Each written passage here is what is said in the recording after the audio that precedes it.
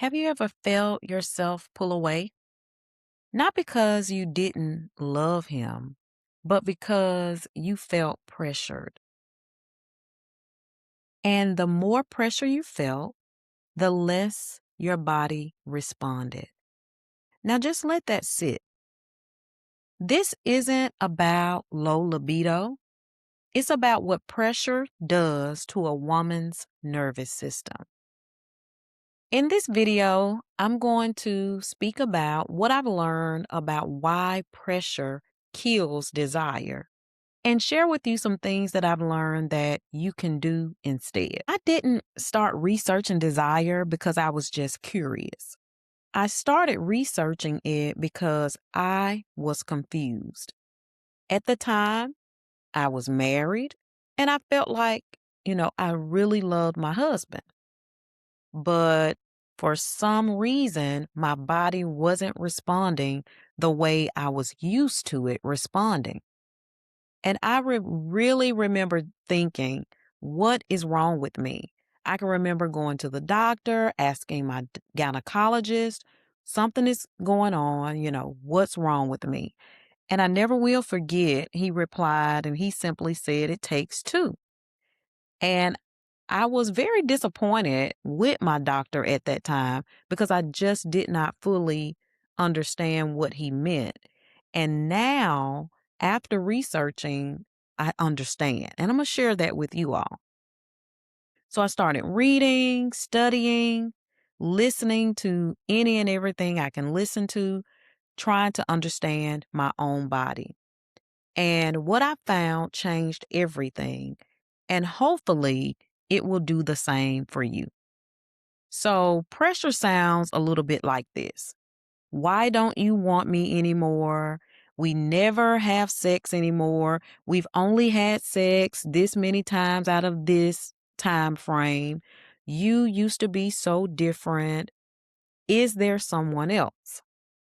Even little subtle pressure still counts, the size, the withdrawals, tracking the frequency, mood shifts after rejection. And here's what happens. The body doesn't hear desire. It doesn't hear, that you are really wanting me, you're into me, you really care. That is not what your body is actually hearing. The body hears demand, and demand is going to activate stress.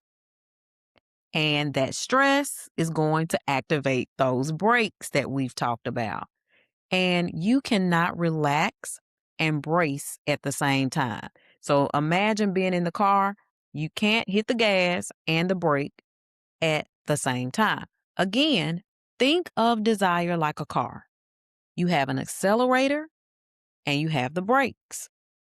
The accelerator in your body is going to respond to touch, connection, a feeling wanted, playfulness, safety. The brakes are going to respond to things like stress. What things are going on in your life? What are you being stressed about?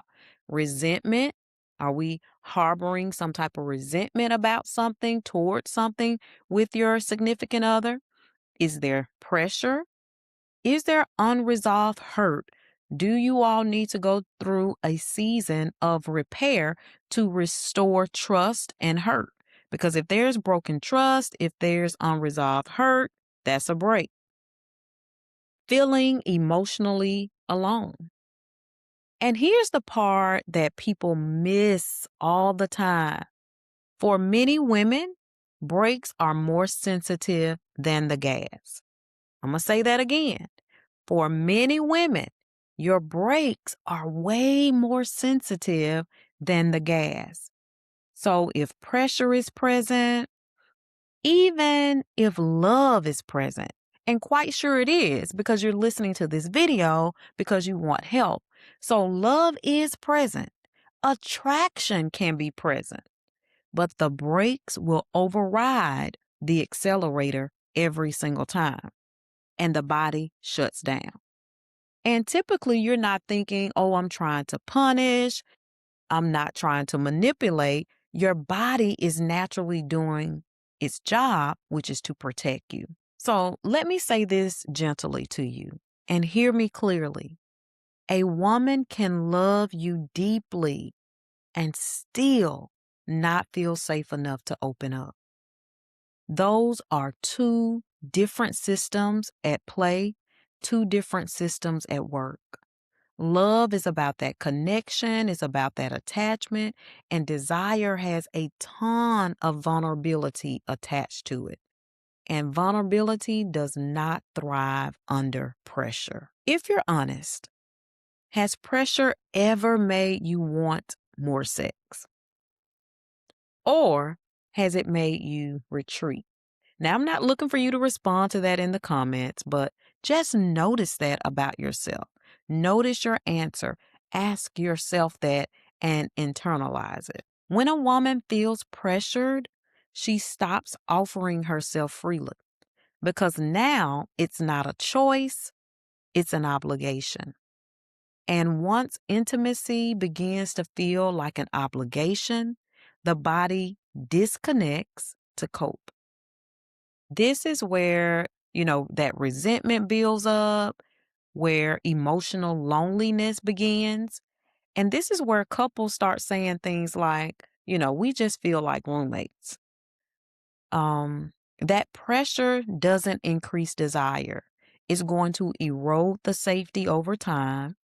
And safety, that's that soil that holds that desire together so everything can begin to grow. Safety is the soil desire grows in. So here is what's going to work instead. If pressure is the brake, if right now pressure is the brake, you've identified it, you've asked and answered several questions, and you realize pressure is the problem. What is going to release it? What can you do to release the brake so that we can start getting to the accelerator? Right? Emotional presence, being there, being emotionally available to have the hard, tough conversations, lighting that load again, affection, just pure. I like to call this that kind of stage of affection before you began to be intimate, because it was without any expectation, just holding hands, a caress, hug, even a kiss, all of those things that you would do before you knew that sex was going to come next. These are just those cute little affectionate things, text messaging, winking of the eyes, just being flirty and cutesy with one another.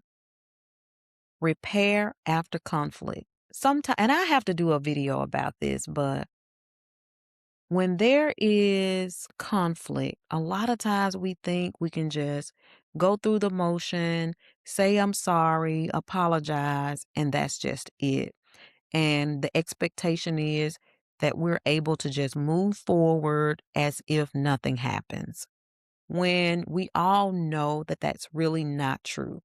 Repairing conflict actually takes time, it actually takes effort. And especially depending on the nature of that conflict, it can take much more rebuilding, so many more um, efforts. And what I mean by that is that ratio that I've talked about, that almost like 90 to 1, 95 to 1 of those positive things that are occurring in the relationship. So you kind of have to do like work overtime to get yourself back to a great place after some of that conflict has happened.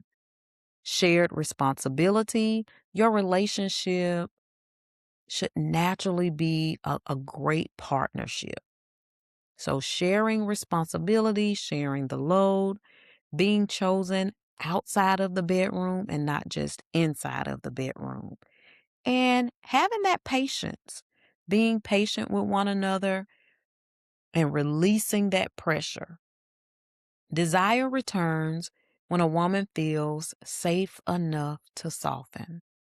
not when she feels managed, not when she feels like all of this is being monitored or she feels as if she's being evaluated, but when she feels safe. If you've experienced this, what helped you feel safe again?